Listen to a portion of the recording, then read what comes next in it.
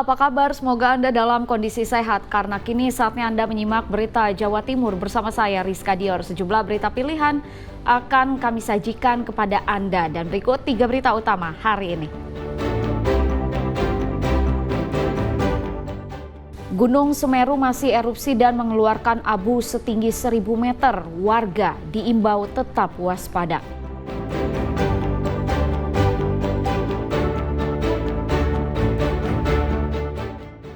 Tebing setinggi 70 meter di jalur wisata Mojokerto menuju Kota Batu longsor usai diguyur hujan deras.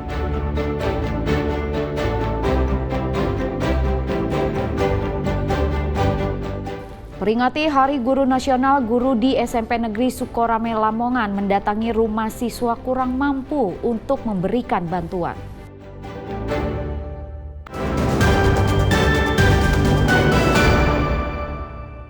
Kita ke berita pertama, hujan deras beberapa jam di wilayah selatan Pasuruan menyebabkan sungai Welang yang mengalir hingga pantai utara meluap. Akibatnya ratusan rumah dan ruas jalan Pantura terendam banjir.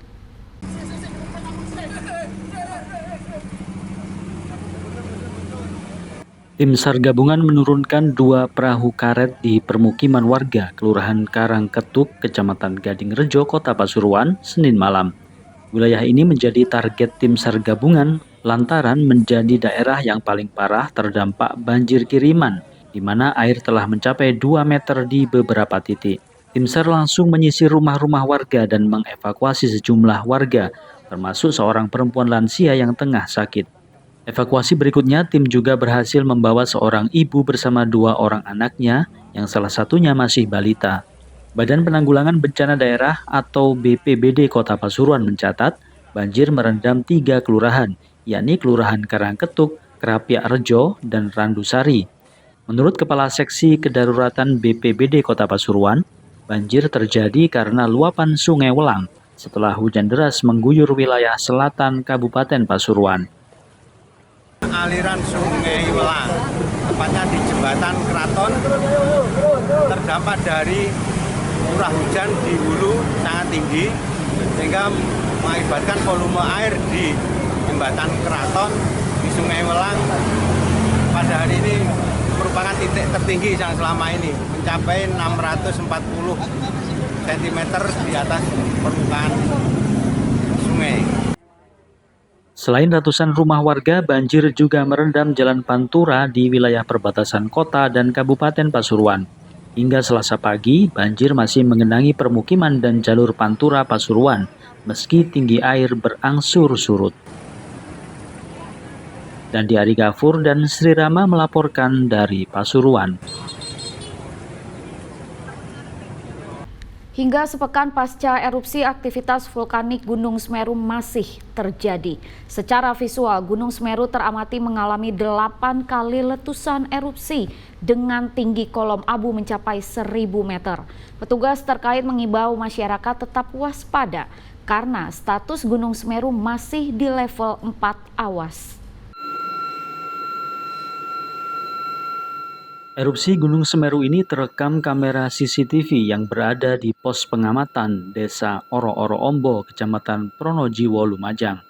Dengan tinggi kolom asap letusan 1.000 meter pada Selasa pagi.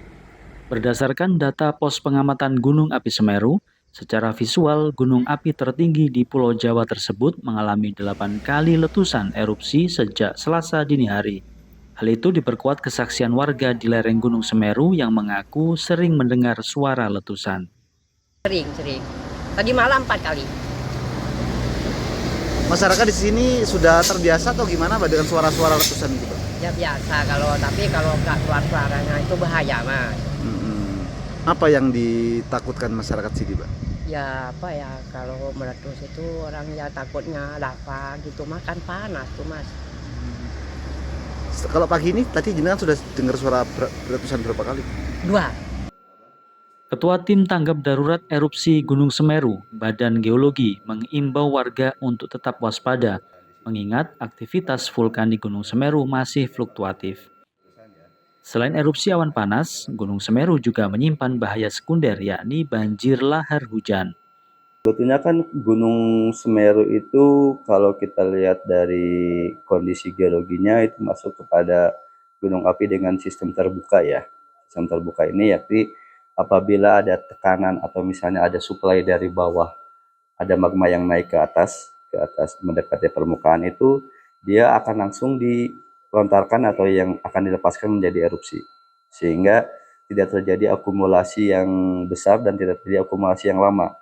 Jadi ketika ada magma naik ke mendekati permukaan, dia akan tersimpan sebentar, kemudian langsung dilepaskan dalam bentuk erupsi.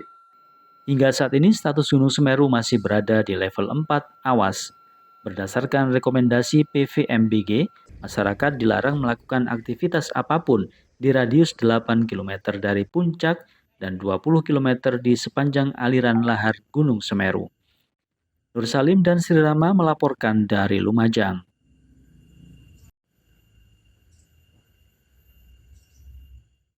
Akibat tersapu awan panas dan hujan abu, puluhan hektar lahan pertanian warga di Lumajang rusak. Bahkan sebagian diantaranya hilang tak tersisa.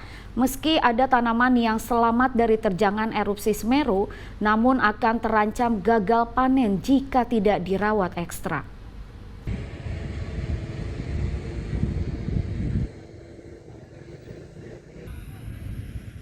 Area ini adalah bekas lahan pertanian di Dusun Gumukmas, Desa Supit Urang, Kecamatan Pronojiwo.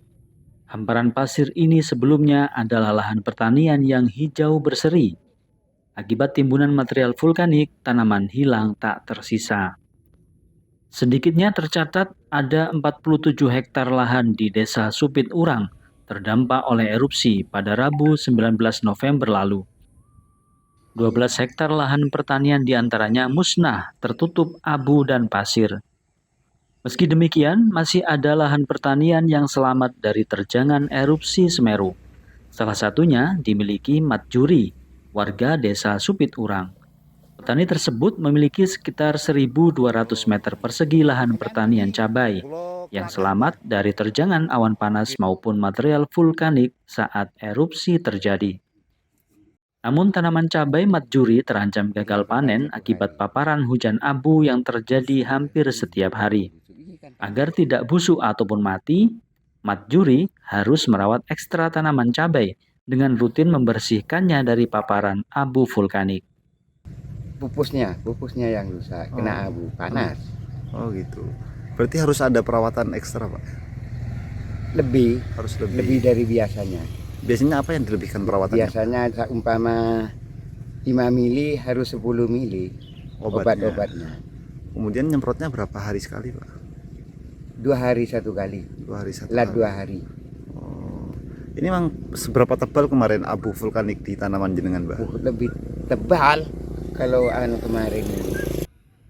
Dari data Dinas Pertanian Kabupaten Lumajang, sedikitnya terdapat 6 jenis tanaman yang terdampak erupsi, mulai dari padi, cabai, tomat, salak, tebu, kopi, hingga tanaman kayu, dengan perkiraan kerugiannya mencapai 2 miliar rupiah.